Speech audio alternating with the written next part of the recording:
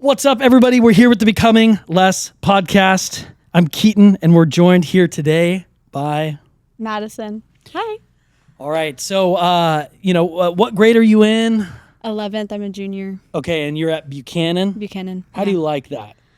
I like it. It's nice. Yeah. One of my favorite things is the Campus Life Club, because it's kind of like a bunch of people from this church, and we just meet up every Wednesday, like today, and then we get to go to youth group tonight. So it's like a full Jesus loaded day. Yeah. So it's like a full day of Jesus with all of your friends. You guys all pretty much do everything together.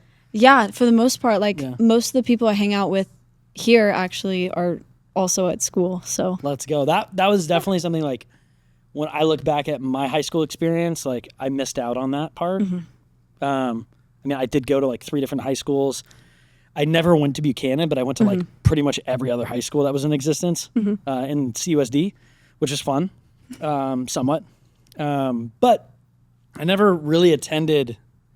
I had like one friend at each school that would come to church with me, but outside of that, like I missed out on that experience of like truly doing life with people that I was growing up with. Mm-hmm. So that's one thing that I'm a little bit jealous of. So. You've also heard my story kind of growing up, growing up here, all of that stuff, but where did your like faith journey start? It started mainly in 8th grade. Growing up, I didn't necessarily grow up in like a Christian household because my Nana's super Catholic. So my dad grew up Catholic and we'd every once in a while go to the masses with my Nana. But when I was younger, it was more of like a frequent thing. And then as I got a little bit older, it was like only really on holidays. Right. And then starting 8th grade year, one of my closest friends invited me to come here. Yeah. And I started just in here, except like I was one of those kids during worship who would just stand there like, I don't know what to do because I wasn't used to it. It's like, it was so much different. Yeah. And it's also like an essential part of junior high is like this awkward phase. Mm-hmm. Some of us never leave it. So I don't know if I'm talking about me or Alec. Yeah. But it's okay. It so you came here. I remember bits and pieces because I was the junior high guy back in my, those were my, I guess I'm still an unk, but even back then. But I remember you like coming with your friends and all that stuff. And it was towards the end of your 8th grade year. Oh, yeah. Yeah, towards the end. I remember like, we did this one thing with fire one time where we had to write down like stuff we wanted to get rid of and we threw it in the fire. And I still remember that. Let's go. But also like I was just so nervous so much of the time that I don't even remember like a lot of the stuff. But, yeah. Well, and it's like because it was so foreign to you. Yeah. You didn't really know what to expect until you lived it. Yeah. I get that. I knew a little bit. Like from kind of going to the Catholic Church and stuff, like I obviously knew about Jesus and I believed in him and I believed in God. I just didn't know much else except that. Like I knew little bits and pieces except the actual like how to have a relationship and how all of that worked. Just I didn't understand that until like I started coming more often and then I saw how other people lived and how they like totally dedicated their lives. Yeah. And then I started to like really realize like that's how it's supposed to be. And it was just like totally changed my life in a sense. But. So you, I guess, kind of honing in on one of the things that you said was you kind of had an idea of who God was. What did you think of him like before you really, I guess, maybe go through like till the end of your 8th grade year? Like who did you think God was? Like growing up when I was, I guess you could say closer, like going to the Catholic Church more often and stuff before I stopped going, I used to think like he just controlled everyone like little puzzle pieces, you know, like everything like I did, like he was controlling all of it because I'm like, oh, he knows everything. Yeah. And I don't know why I thought that, I just did. Yeah. And then like I came here and I realized like that's not it at all. And like we have this free will, except he also has a will for us and a will that we should strive to live like. Yeah. But he's not going to like go and control it. Like I saw this one quote one time that was like, think of him like a gentleman, you know, like he kind of like knocks at the door, but he's not going to barge his way in. Yeah. Like he waits for you because like he loves you and he wants to be there for you, but he's not going to force his way. Knocks. Yeah. I believe that's in Revelation. So, or he stands at the door and knocks or something like that. I don't know. That part's, I'm trying here. But I like that analogy. I think that's a really great way to put it, especially for I mean, I never attended the Catholic Church, but I've actually had lots of conversations. Believe it or not, like Cross City is filled with people who were Catholic, and then, you know, I guess one of the common phrases is that they found God for themselves. Yeah. And I think that that's really interesting because you had this idea of who God was, and then you kind of compared it to this gentleman where he was kind of waiting for you to find him. So how did that journey really change from like what you thought about him to actually getting to know him? Because I know that kind of happened more in like your freshman year. Like I never got to go to a camp with you. Big sad because Camp Keaton's way more fun than Wednesday night Keaton and Sunday morning. So, well, unless you're Alec. So I almost sent him home from camp one time. Oh no. Well, believe it or not. But so, you know, what was that transition period like? Well, I think it really started at probably my first year of camp. Like maybe before then, I just... And that was between 8th grade and freshman? Yeah. Okay. Wait, no, I think it was freshman going into sophomore. Okay. I didn't go to camp the first year. Like freshman year, I was still coming more often and like getting to learn things. And as I learned more, my mindset like slowly started to change. Like I couldn't pinpoint an exact moment when it really clicked. Right. Except there was one. Like one time you gave a sermon and I remember like afterwards, I don't even remember what you said, but I just like, I think I just felt like I had to talk to you. And I remember going up to you and there were a few people and I just said something along the lines of like, I feel like I have to be perfect. And you were like, no, like you don't have to do that or whatever. And then like, I just felt like I was floating like the rest of the night. Like something about the way you answered my question, like really made things click. Like I didn't have to do everything right. Yeah. I don't remember the exact words that we used, but I do remember the interaction and it really was more or less like, you don't have to be perfect, but you have to be connected to the one who is perfect. Exactly. And that, I'm glad that you remember because a lot of times I don't hear what kids remember. And it's always like cool to get that little update. So knowing that you didn't have to be perfect, you know, you went from having this idea of who God is to learning that you didn't have to be perfect. What change did that bring out in you? It just made me kind of realize like, it's not really up to me to control everything because that's something I still struggle with, like seeing a situation. And even if I have like the best interest in mind, like I just want to solve this the best way possible where nobody gets hurt, the least amount of conflict. Like if I still try and control it too much, it just ends up being a mess. Like no matter if I am doing the right thing in that case. So just learning like it's not about what you do. And today in campus life, actually, like they went over how it was, I think, Jesus was at a house, and it was the two sisters, Mary and Martha, I think, Mary and Martha. And one of them was just doing all these things for him, and she was upset because she's like, why are you just sitting at his feet while I'm doing all this work? And he was like, blessed is she because she's spending time with me. She's not doing all of these things. And it's not about like what you do. It's about spending time. Like if you're too busy for Jesus, then like, what's the point? So just learning like, I didn't have to be perfect and I didn't have to figure everything out. Just, it's a huge weight lifted off your shoulders. And even though I still struggle with trying to control things, like I try and remind myself, like at the end of the day, it's not about being perfect. Like he sees your heart and he sees your effort. And when you make time for him above all else, like even if other people judge you because you made a mistake, if your heart posture was in the right spot and if you were doing what Jesus told you to do, even if nobody else gets it, like that's really all that matters. Yeah, if nobody else gets it or you don't get the credit for it or anything like that. And it's not about that. That is one of the things that like I'm really growing in this season of my life because my grandparents, I mean, they're getting old. So I'm lucky to still have grandparents around being like about 30 and I've been spending a lot more time with them and the whole idea of just if you love somebody, you need to be with them has just been a lot more on my mind. Like, I get to entertain them a little bit more now, you know, and I get to just show up and, I don't know, just say random stuff. And my Nana laughs and sometimes it's at the expense of my grandpa and he just is like, "Arr." But the fact that like I show up, the joy that I get to see in their eyes of them feeling cared about because I chose to be with them. Like I can only imagine what it's like for Jesus, who is our creator, when somebody has that same desire to be with him. Yeah.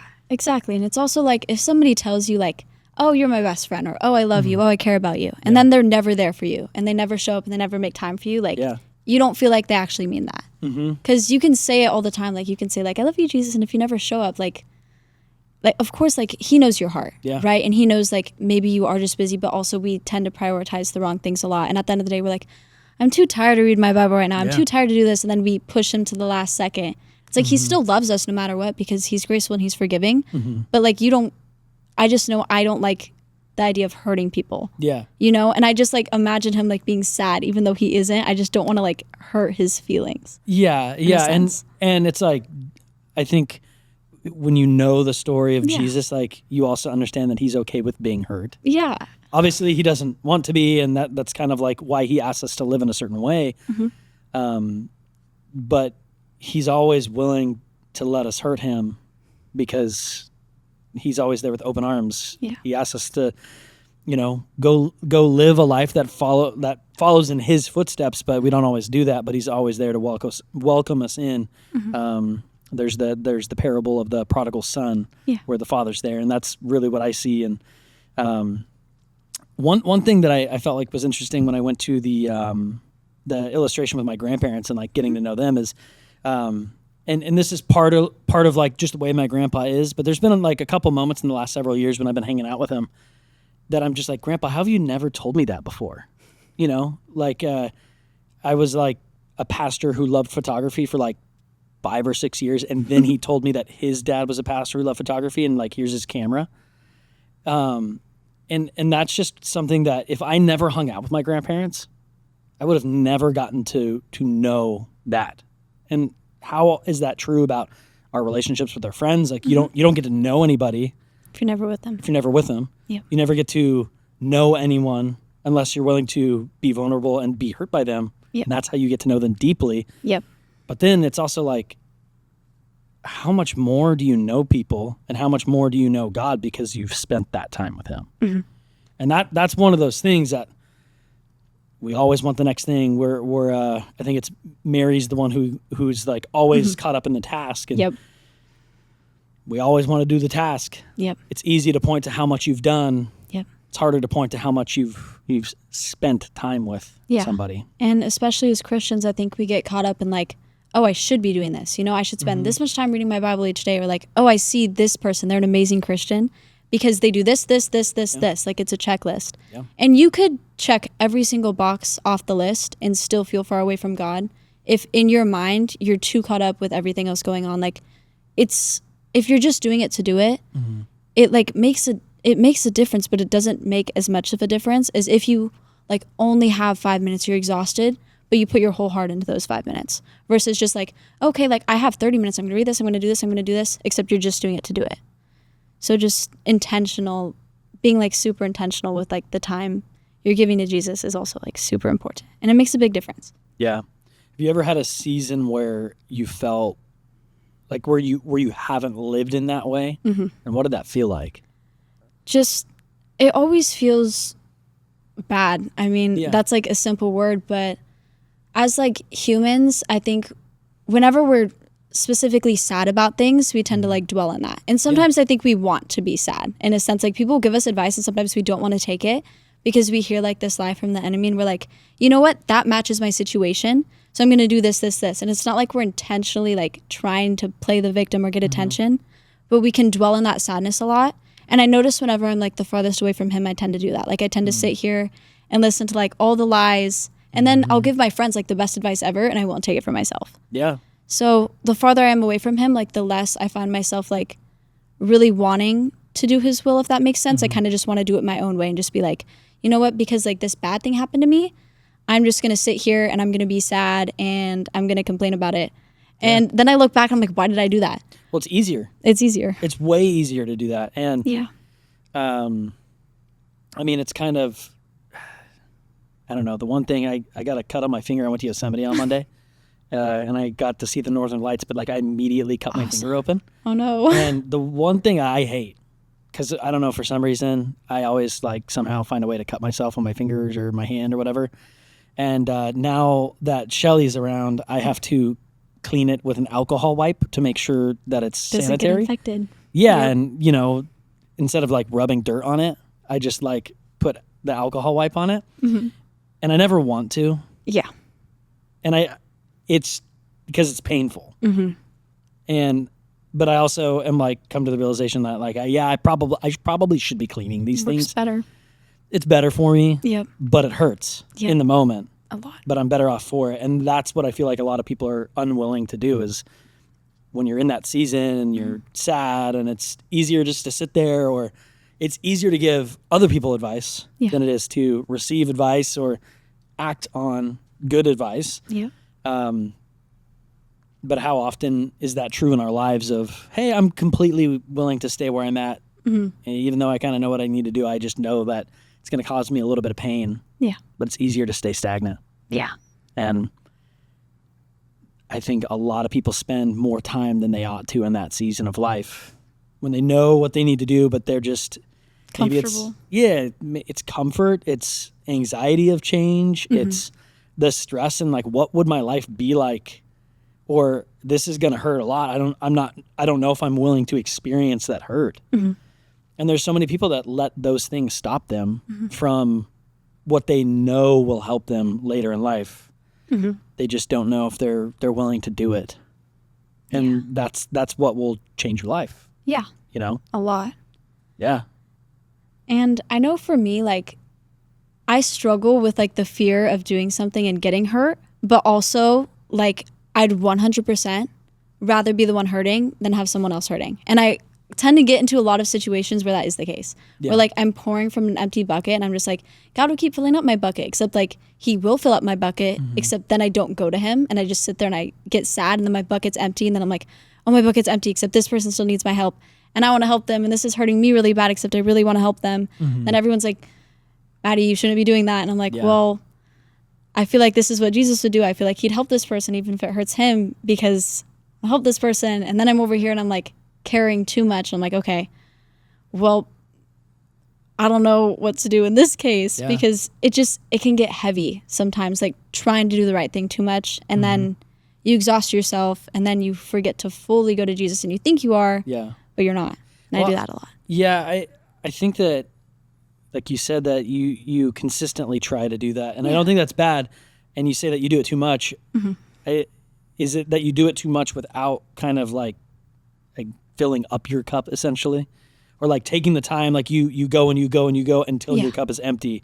Kind of. Instead of going, filling up your cup, filling up your cup, kind of stuff like that. Yeah. Just because I've always had kind of like the mindset of like just wanting to give everything, like wanting people to feel totally loved, totally cared about. And I just pour everything because I don't want to look back and wish I had done more. And I also like just, it feels so good when people like really care about you and really show you they love you. And I just want to show everybody else that. Yeah. So much so sometimes that like I do find myself forgetting to go back to Jesus because I'm so focused on trying to make everybody else happy. Yeah. And then I end up empty over here and I'm like, okay, wait, this hurts a little bit. It's exhausting and it's not always about, making everyone else happy. Yeah. You really got to focus on like doing the right thing because that will eventually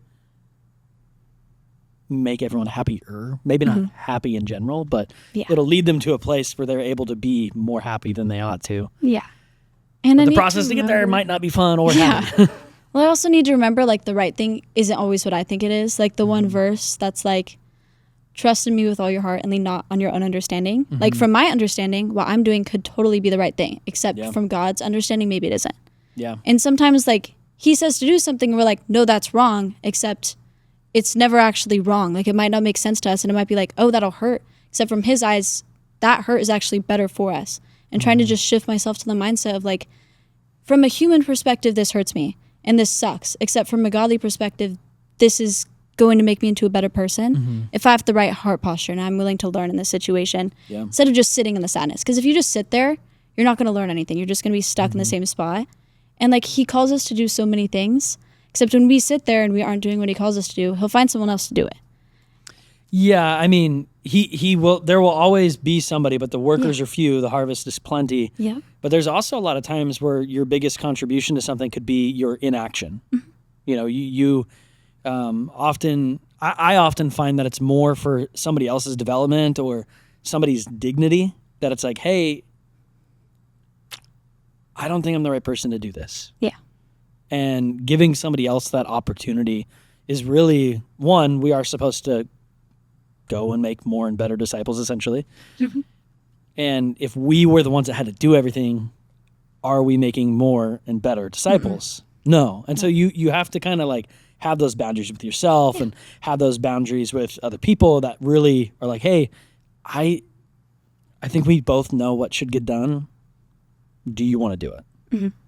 Like, I'll be here to help you, but I think it's better if you do it. And it's a bummer because you like doing those things, you know, but it's also so much more of a joy because now there's somebody else to join in that fight with you, you know?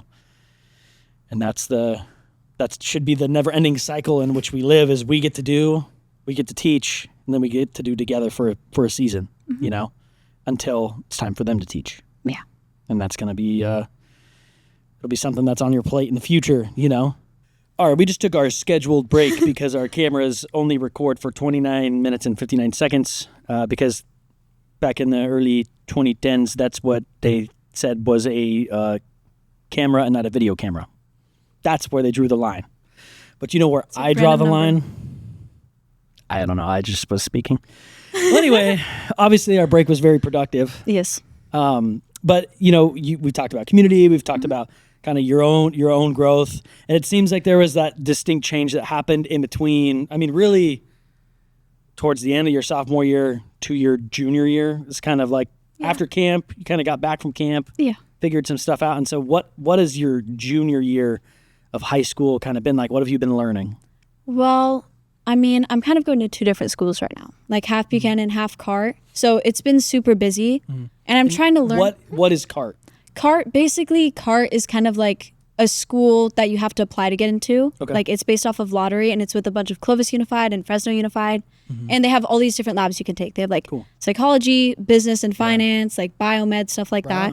And I personally love it because we get like a 15-minute break, and in my lab they lock up our phones. Dang. Which like at the beginning I'm like, why? Except it's nice because I'm not worried about it, you know? And it kind of reminded me of like the Rhythms Challenge after camp, which is like a challenge where you're supposed to be on your phone a lot less and stuff. Yeah. So it's nice in that sense. But with school, like it gets so busy and then you get so caught up with all this stuff, or you get home and like all you want to do is just go on your phone. And it's like, well, I should be reading my Bible right now because I forgot to read it this morning or whatever.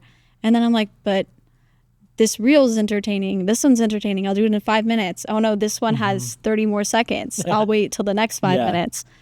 But with school, like there've been a lot of challenges kind of just with other people in a sense, but also just stuff that happened in 2025 because that was a hard year for me. Like a lot of things went wrong and I'm still like carrying a lot of hurt from some of the things that happened. So just trying to heal from that and move forward without having like a little minor thing happen and then you're like back in another hard spot. So just trying to like remember, even with everything going on, like there are things God has called me to do. Like he has a purpose for me and this might hurt, but like it's not the end of the world and I can get through it and I can get past it.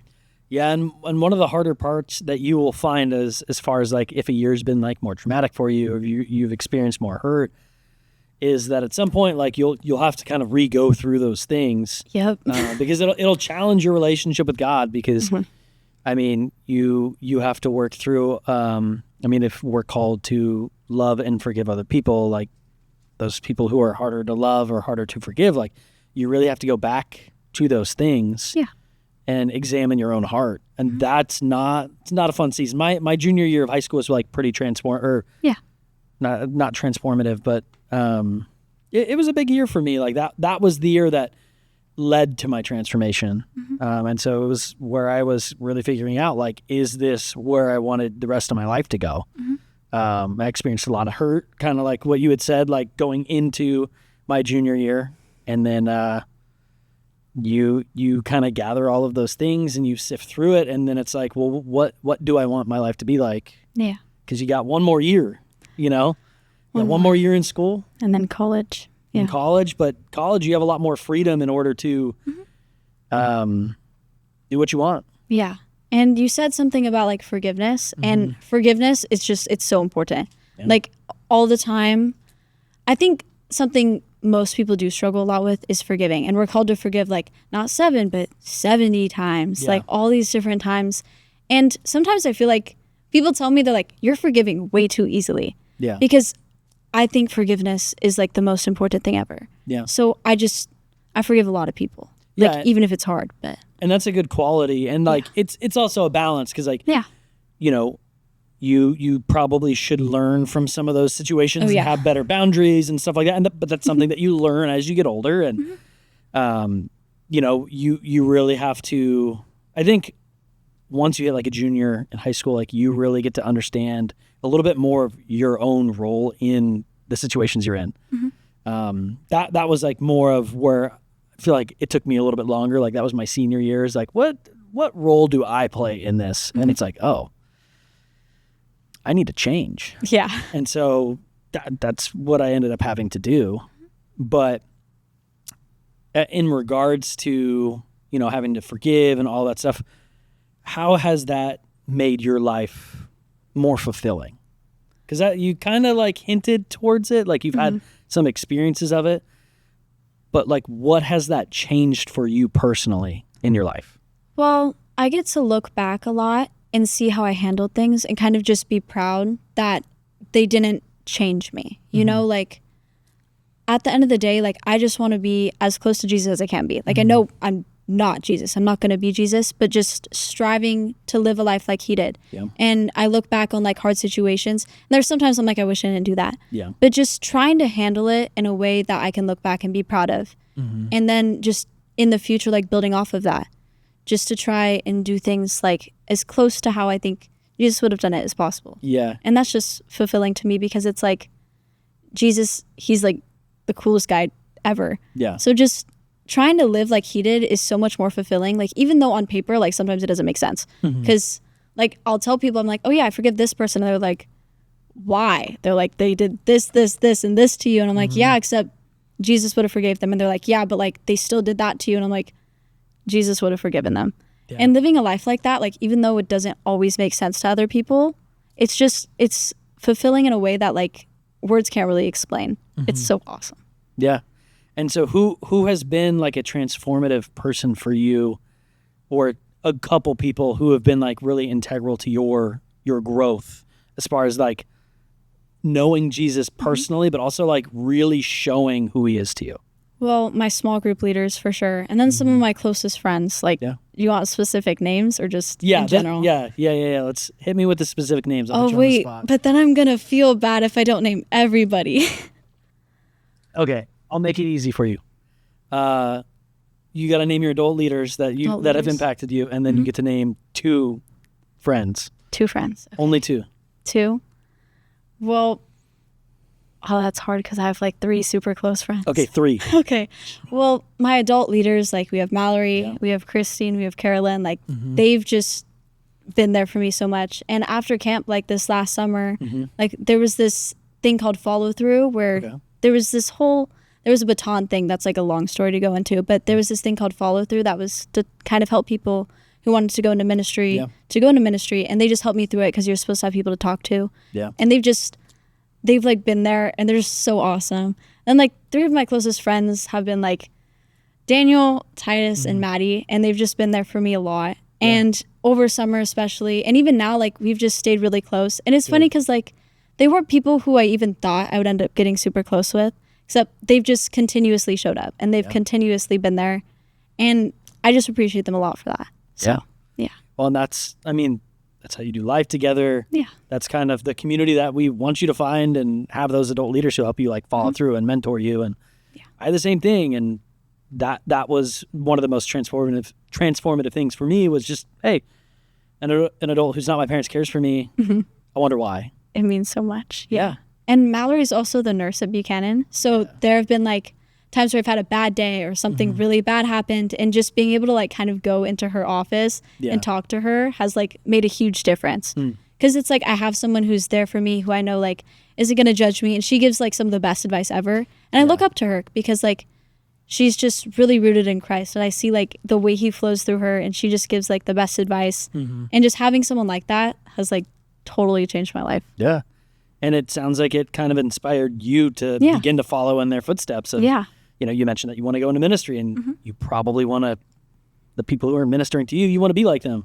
And that's a really good thing to do. But it's also going to cause you to confront more of that, like, forgiveness in your life. Oh, yeah. It's going to cause you to probably experience a lot more of that feeling of being hurt or being willing to be hurt, because that's what a lot of ministry is you got to put yourself out there and you care for people even when they don't know how to care for themselves. Yeah. Because you're modeling how to do that. Yeah. And can I go a little bit into like summer camp and the baton stuff? Sure. Okay. Well, the week of summer camp, like I was dealing with a lot at that time. Like I had just had a bunch of really hard things happen. Yeah. So I'm going into this week and I'm like, this is going to fix it.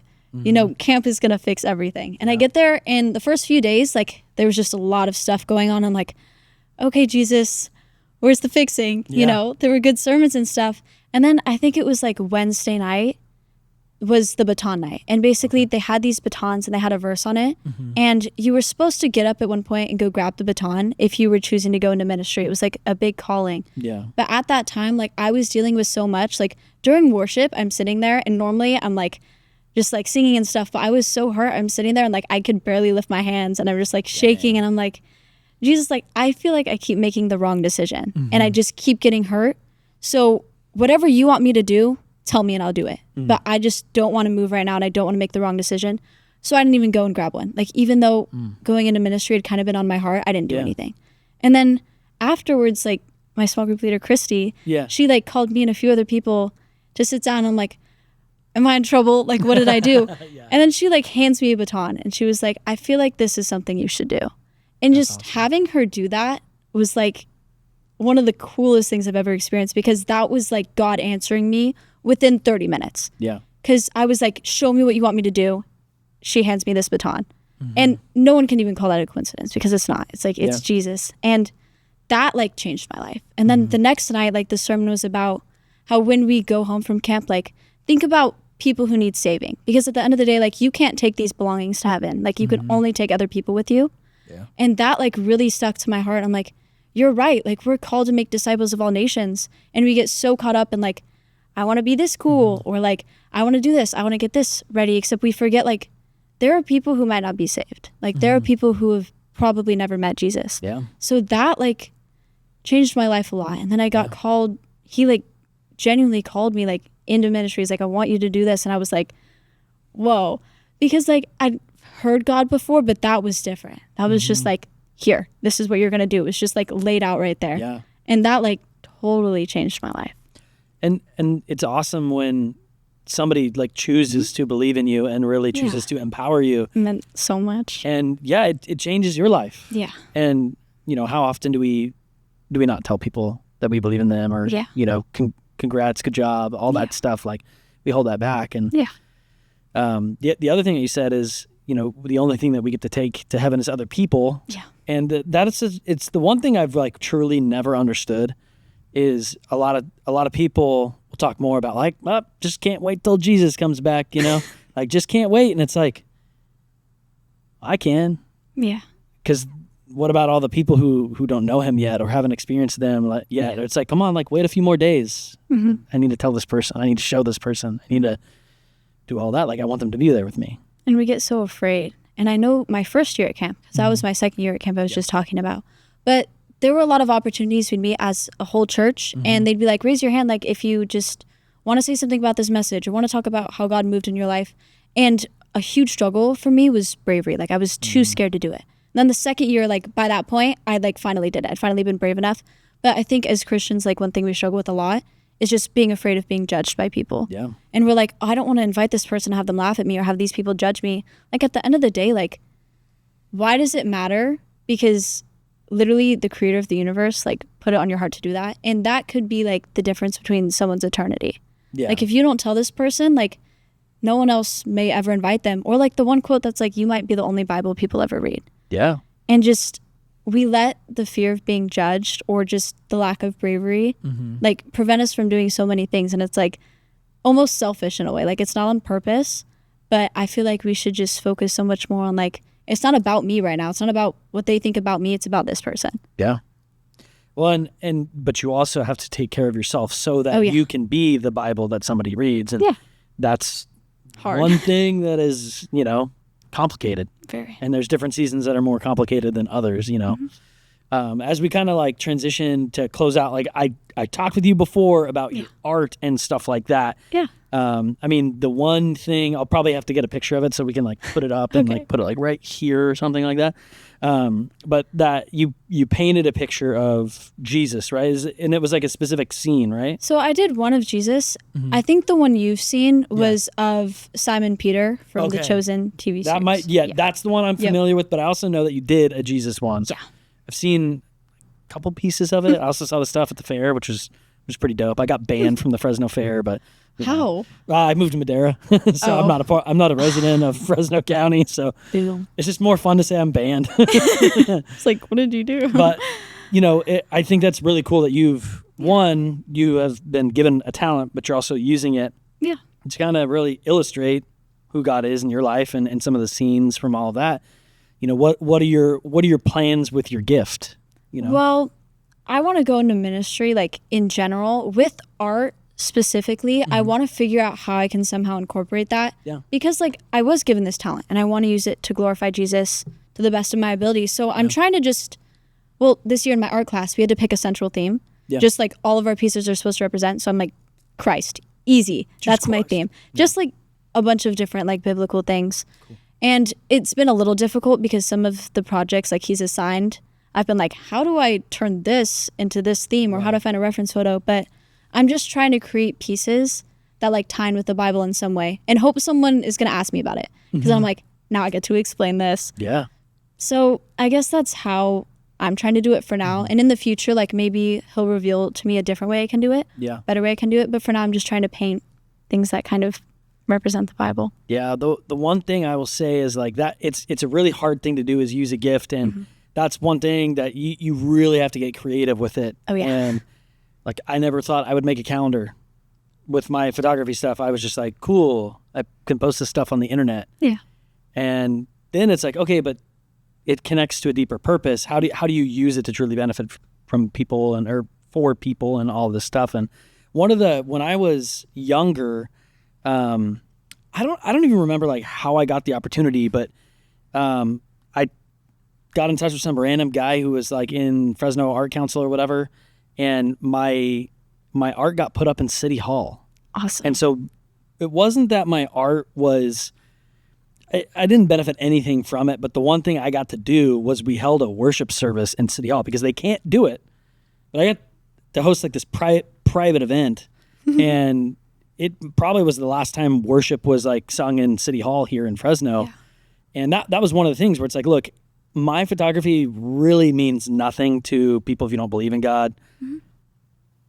But here's how I can make it about that. Yeah. And for you, it's like you are getting to paint those things, but how can you use it to benefit somebody? How can you bless somebody with it? And like, honestly, like, is there like an old lady that you care about that would like feel super loved by getting it? Or can you donate it to like a silent auction and it gets auctioned off and the money goes to whatever organization you want to do? But it's like, how can you use kind of your gifts to help get a little bit better connected, but in a creative way that sometimes makes no sense. Yep. But you luck into these things and it's like, I should do that. Yeah. So like what I think you should do is make like, you should paint them and then figure out how to get them scanned and make like little greeting cards and stuff like that. I thought about that. Sure. I think someone told me to do that one time. And I'm like, you know what? That'd be a great idea. Or I was thinking like painting every character from the series. Yeah. Just, I don't know, trying to find something with it. You got to find somebody with like a scanner or the ability to do that. Yeah, be like, hey, will you help me? Stuff like that. Yeah. So I don't know anyone that has any of that equipment or at all. I have it. So if you want to do it, just let me know. But I think like those things, like how can you use that gift would be something really cool, especially as, you're kind of getting to that time in your life where you're going to be busy, but you also only get busier as you get older. Yep. So not to scare you, but yeah. Got to get used to it now. I know. That's why they call it like unk time and I don't know, just boomer time. I don't know. Boomer. I get called a lot of neat things now. Unk and boomer. Yeah. How does that make you feel? I feel valid because I said the same things to the unks and boomers that walked before me. So yeah, so it's just I basically coming back just to bite deserve it. you. Yeah, I deserve it 100%. I probably deserve getting it even worse than I'm getting it currently. So maybe Jesus is looking down like, haha. Yeah, it's character building for sure. For sure, character building. So I got conned into talking about boomerang on one of the last podcasts. Boomerang? Now you gotta do it again. You get to share it again. Boomerang was like this TV channel that was on satellite TV. Yeah. Dish Network, to be specific. And my grandparents had it. And it was all the cartoons that they watched growing up, but I loved it. And then they switched, and I got really mad at my grandparents when I was like 10. Yeah. So no. I still love my grandparents. I haven't quite forgiven them for that, though.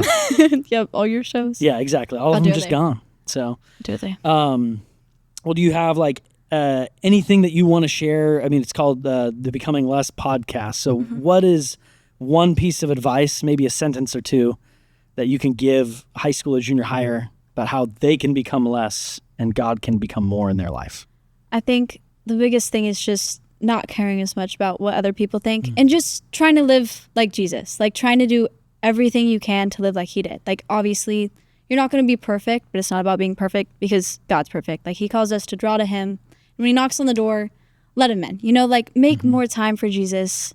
Be more intentional with the time that you give him. And just try and have the right posture while you do it. Like, I pray a lot, like, hey, fix my heart, you know? And I think that's a good thing to pray. 100%. Let him in and then let him cook. Yep. Let him in, let him cook. Exactly.